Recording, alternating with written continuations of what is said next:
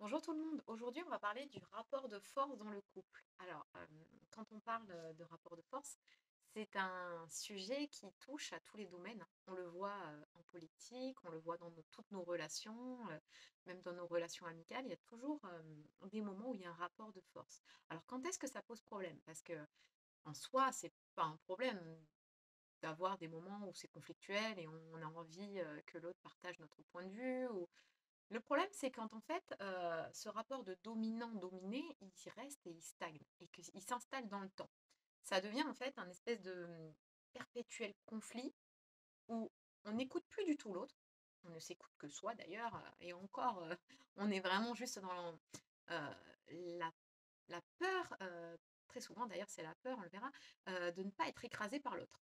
Parce que ce qu'il faut comprendre, c'est que comment stopper ce rapport de force dans le couple qui est épuisant, hein, au long terme, on se dit, c'est insupportable, en fait, cette vie, on en vient à c'est soit moi, soit toi et voilà, c'est en gros, il y a toujours un perdant, un gagnant, mais ça devient insupportable. La communication d'ailleurs, est souvent, pas super dans ces couples-là, il peut y avoir un manque de confiance en soi qui fait qu'on se dit: «Si jamais, je lâche ça, beh, l'autre, il va prendre le dessus et puis moi je vais complètement être écrasée». Donc il y a souvent des peurs sous-jacentes à lâcher. C'est-à-dire qu'il y a plein de choses. Il peut y avoir la peur d'avoir un couple trop routinier, c'est-à-dire que les couples qui sont dans ce fonctionnement-là, c'est des couples assez fusionnels qui aiment bien très souvent avoir ce rapport dominant-dominé euh, qui est non-stop et qui est un peu épuisant, mais qui donne des relations aussi passionnées mais qui souvent s'épuisent, hein, parce que avec le temps, plus ça va, plus on se dit c'est quand même assez fatigant ce type de relation. Il peut y avoir aussi une peur, si jamais dans le passé on a eu une relation où quelqu'un nous a, comment dire, nous a marché dessus, on peut avoir peur aussi que ça se reproduise.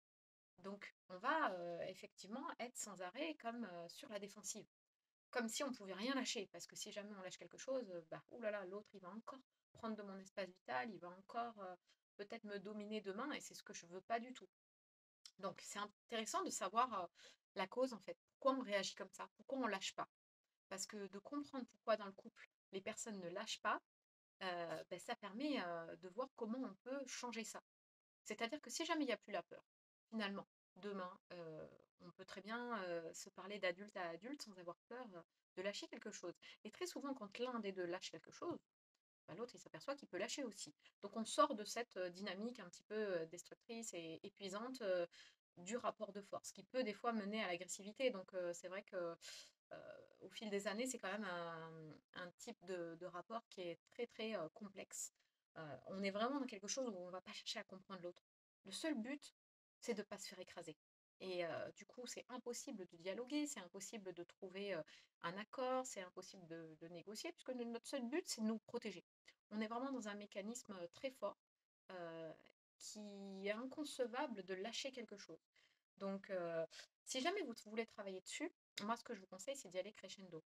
C'est-à-dire que pour rassurer bah, votre mental, hein, qui du coup vous dit non, non, mais lâche pas tout, c'est d'y aller petit à petit, lâcher des petites choses. Vous voyez que ça se passe bien, vous voyez que finalement vos peurs, eh ben, elles, elles n'ont pas raison d'être. Parce que, vous voyez, c'est pas parce que voilà, vous lâchez sur un truc que l'autre il va prendre le contrôle sur vous. Donc c'est vraiment en y allant tranquille et aussi en reprenant confiance en soi. Ça, c'est important. Et écoutez, je vous souhaite une bonne journée et n'hésitez pas à me dire si ce sujet il vous parle.